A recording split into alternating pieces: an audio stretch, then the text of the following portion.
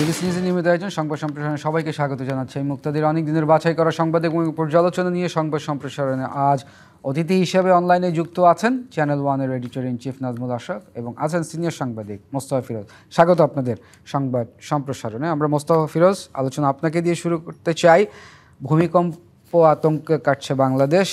আজকেও আবার 4.3 মাত্রার ভূমিকম্প অনুভূত হয়েছে, মানে যেটা হচ্ছে এপিক সেন্টার নরসিংদী। আসলে এক্সপার্টরা যে আশঙ্কা করছেন যে 8 বা 8+ ম্যাগনিটিউডের ভূমিকম্পের যে আশঙ্কা করছেন, সেই আশঙ্কা যদি সত্যি, আসলে ঢাকা কতটা প্রস্তুত? কোনো প্রস্তুতি না। এখন এটা আল্লাহর উপরে নিজেদের জীবনকে সঁপে দেওয়া ছাড়া আমি আর এই মুহূর্তে কোনো দেখি না। যে যাই বলুক না কেন, এই দেখলাম যে রোববার মধ্যে হল ছাড়ার নির্দেশ, 2 দিন বন্ধ ঘোষণা ঢাকা বিশ্ববিদ্যালয় ভূমিকম্পের কারণে। এগুলো হলো সান্ত্বনা, এগুলো লাভ নেই। যা সর্বনাশ আমরা করে ফেলছি, আমরা সেই স্ট্রাকচার ভালোভাবে শক্তভাবে করি নাই।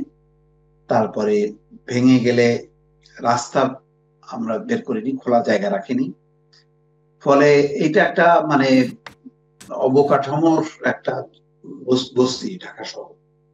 এখানে তো এই ঝাঁকুনি আসবেই, এটার কোনো মাপ আছে বলে মনে হয় না। কারণ আগে ভূমিকম্প ছিল বিদেশি, প্রবাসী, এখন এটা হয়ে গেছে দেশি।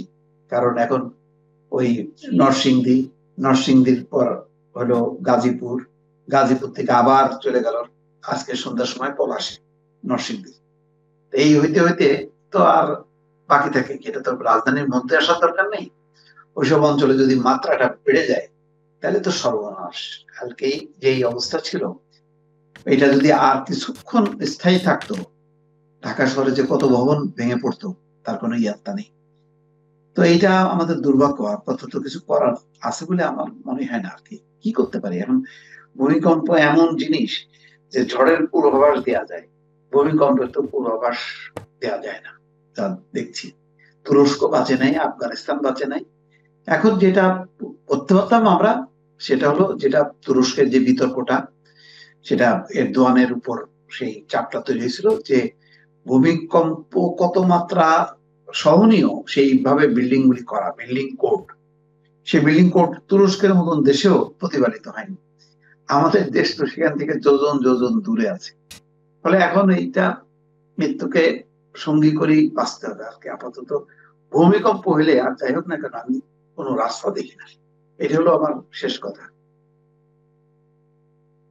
মোস্তফা ফিরোজ, একটু জানতে চাচ্ছি, এই যে ঝুঁকিপূর্ণ ভবনগুলো এখনো চিহ্নিত করা গেল না, তারপরে আরো প্রশ্ন আছে যে আসলে RAJUK, fire service, Dhaka city corporation মানে তাদের প্রস্তুতি আসলে কতটা সন্তোষজনক? রাজুকের নিজেরই ভবন ঠিক আছে কিনা আমার তো সন্দেহ হয়।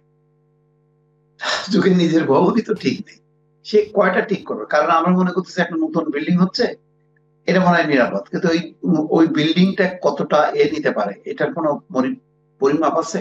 নেই তো।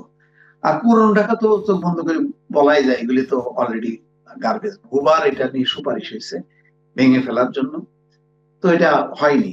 এটা আমাদের আর্থসামাজিক কাঠামো, অর্থনৈতিক অবস্থা যা, তাতে আর এটা নতুন শহর, ওইটা ভেঙে নতুন শহর গড়ে তোলার এটার মানে স্বপ্ন দেখা মানে কঠিন।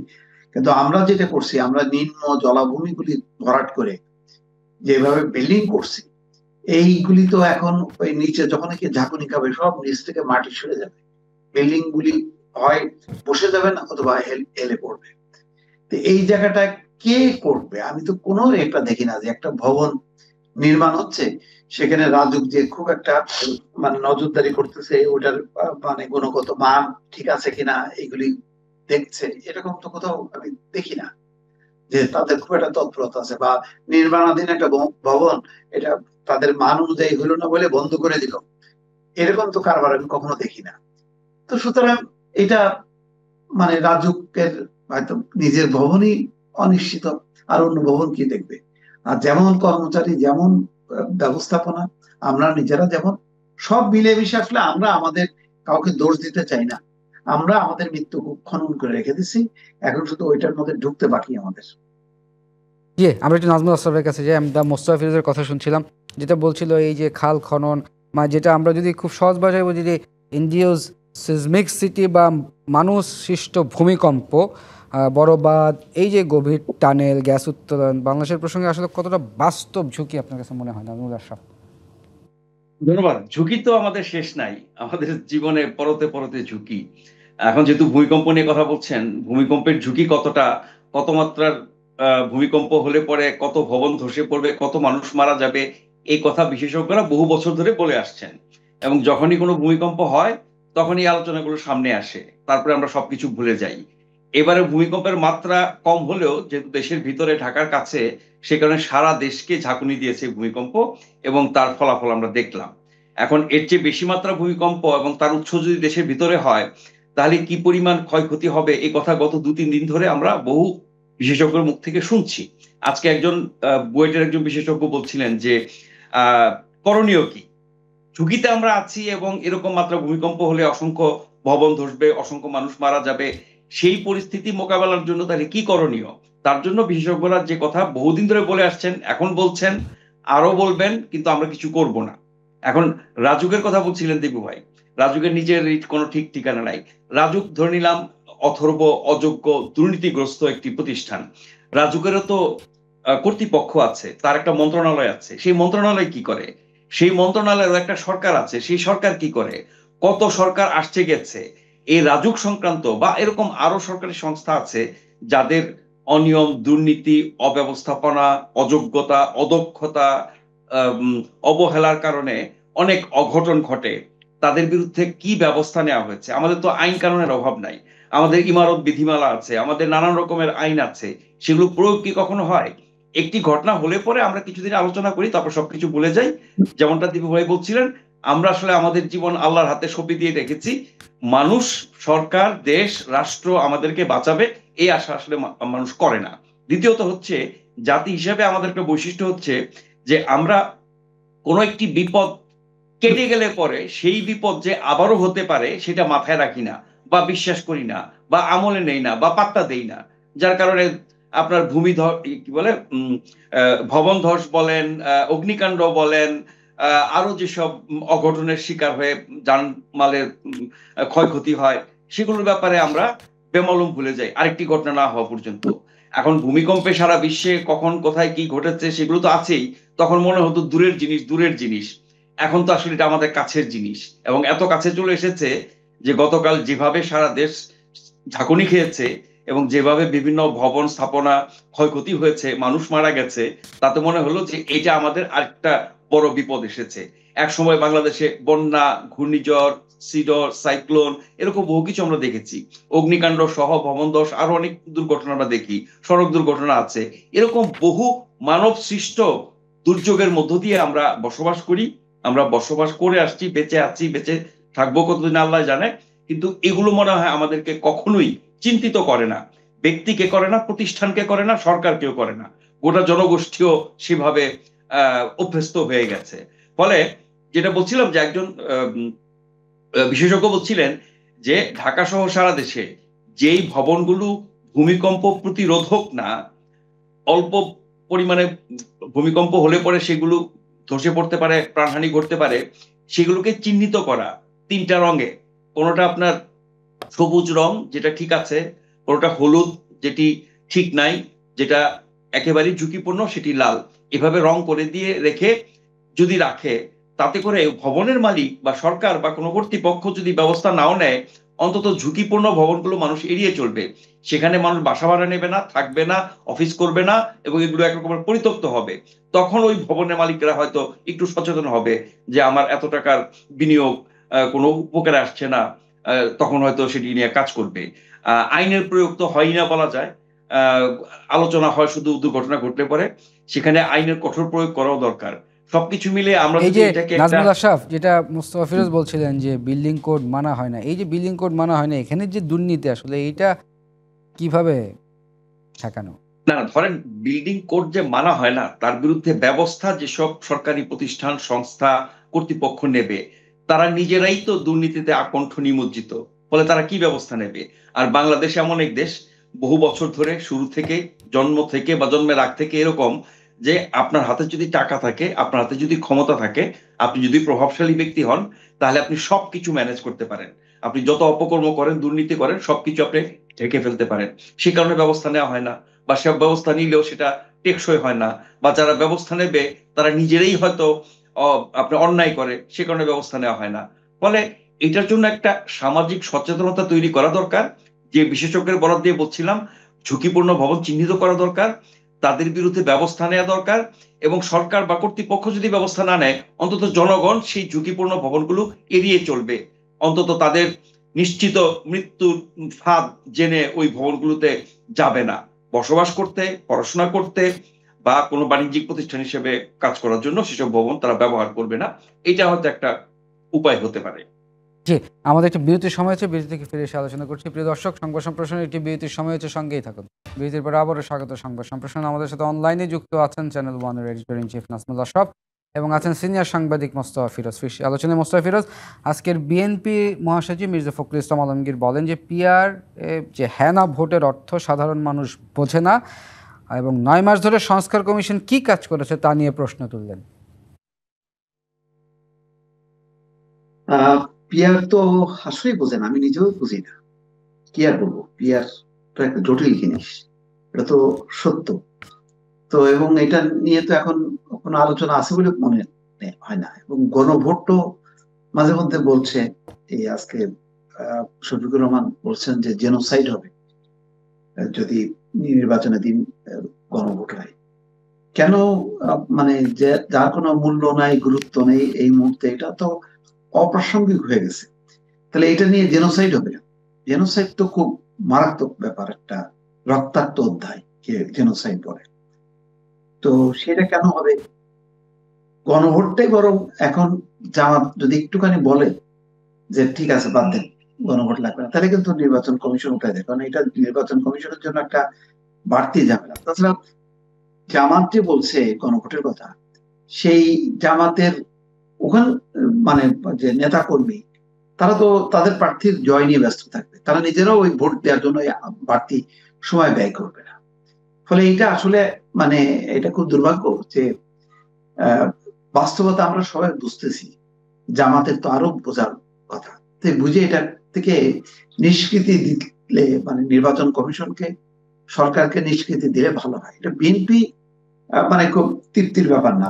ব্যাপারটা হলো পুরো বিষয়টা এখন অপ্রাসঙ্গিক হয়ে গেছে নির্বাচনের দিন।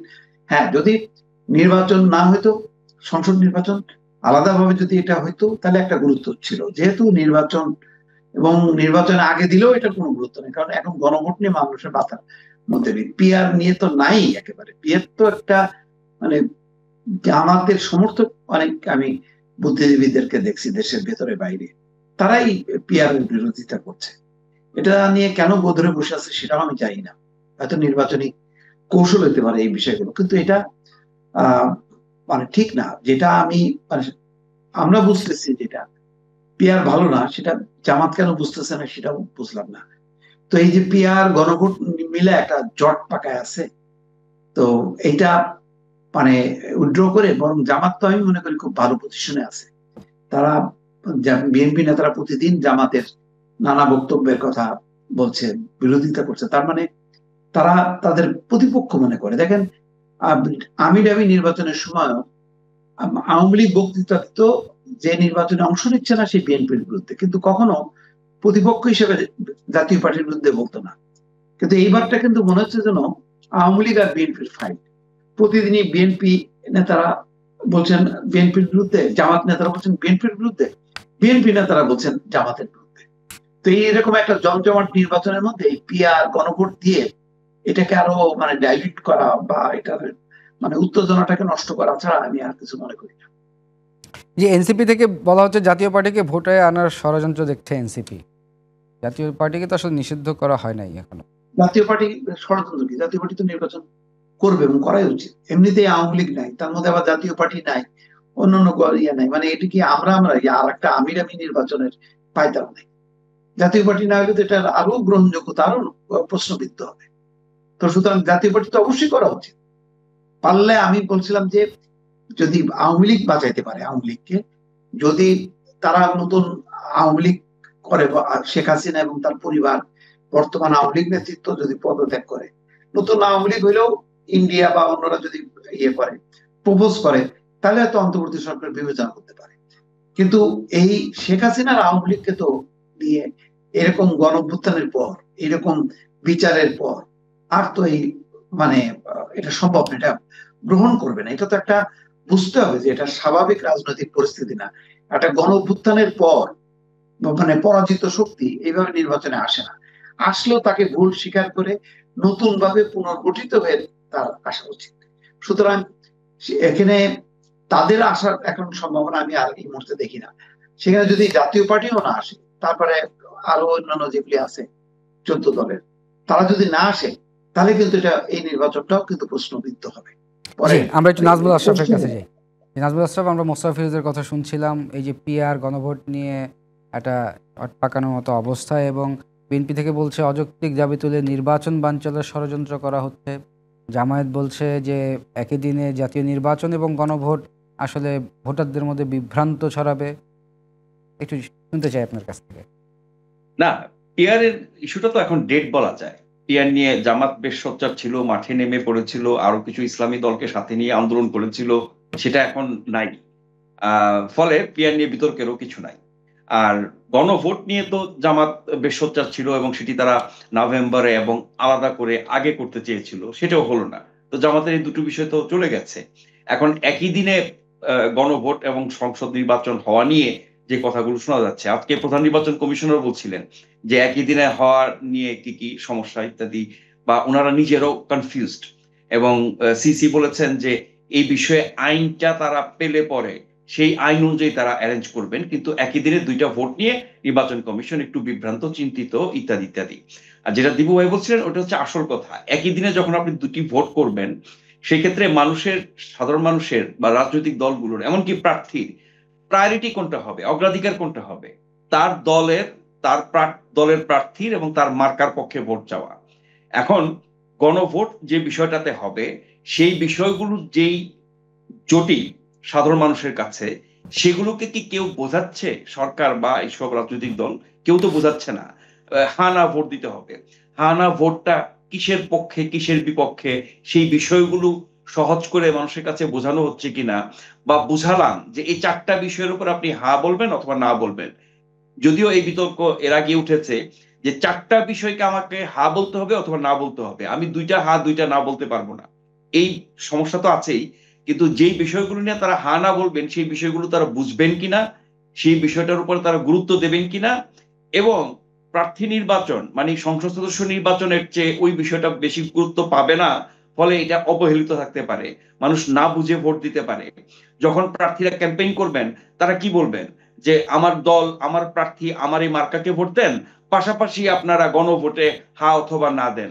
কোন বিষয়ে হা দিবেন, কোন বিষয়ে না দিবেন, সেগুলো আবার ব্যাখ্যা করা, মানে ক্যাম্পেইনটাও বেশ জটিল হয়ে যাবে। সেটা কেমন হবে আমরা দেখতে চাই, কিন্তু গণভোটটা যে একরকম মার খেয়ে যাবে, এটা মোটামুটি ধারণা করা যায়। আবার এত সব চেষ্টা তদবির করে 8 মাস ধরে কাজ করে, এতগুলো সংস্কার কমিশন করে, ঐক্যমত্য কমিশনের মাধ্যমে ঘন্টার পর ঘন্টা, দিনের পর দিন আলাপ আলোচনা, তর্ক বিতর্ক করে যে সংস্কার প্রস্তাবগুলো চূড়ান্ত করা হলো, যেগুলোর উপরে হা না ভোট হবে, যেখানে আবার আপত্তিগুলো বাদ দেওয়া হয়েছে, সেটা নিয়েও আবার বিতর্ক আছে, সেই বিষয়টা যদি কোনো কারণে না ভোটে বাতিল হয়ে যায়, তাহলে পুরো প্রক্রিয়াটা ভেস্তে যাবে, সংস্কারের কিছুই হবে না। তার চেয়ে ভালো, যেটি বিশেষজ্ঞরা বলেন, যে এই সংস্কারগুলো আগামী নির্বাচিত সংসদ আলাপ আলোচনা, তর্ক বিতর্ক করে পাশ করবে। আলাপ আলোচনা, তর্ক বিতর্ক তো হয়ে গেছে, যে সংস্কারগুলোর ব্যাপারে সব দল একমত হয়েছে, সেগুলো তারা পাশ করে ফেলুক, তারপরে সেটার উপর গণভোট নেই। কারণ সহজ পথ ছিল। আগে গণভোট নিয়ে এই জটিলতাটা তৈরি করার পেছনে অনেকে মনে করেন নির্বাচনকে অনিশ্চিত করা, নির্বাচনকে পিছিয়ে দেওয়া, নির্বাচনের ব্যাপারে নির্বাচনের বিরুদ্ধে ষড়যন্ত্র করা, গণতান্ত্রিক প্রক্রিয়া ফিরে যেতে বিলম্বিত করা, এইসব উদ্দেশ্যে হয়তো এই জটিলতা তৈরি করা হয়েছে বলে অনেকে মনে করেন। সেটাও অমূলক না। আর এই যে নাজমুল আশরাফ, আমাদের শেষ জি করতে হচ্ছে, আজকে শেষ করতে হচ্ছে। আমরা এই জি বিষয় জি নিয়ে ঠিক আছে। আবার আলোচনা করব। ধন্যবাদ মোস্তফা ফিরোজ, ধন্যবাদ নাজমুল আশরাফ। প্রিয় দর্শক, এই ছিল সংবাদ সম্প্রসারণে। ডিবিসির সঙ্গেই থাকুন।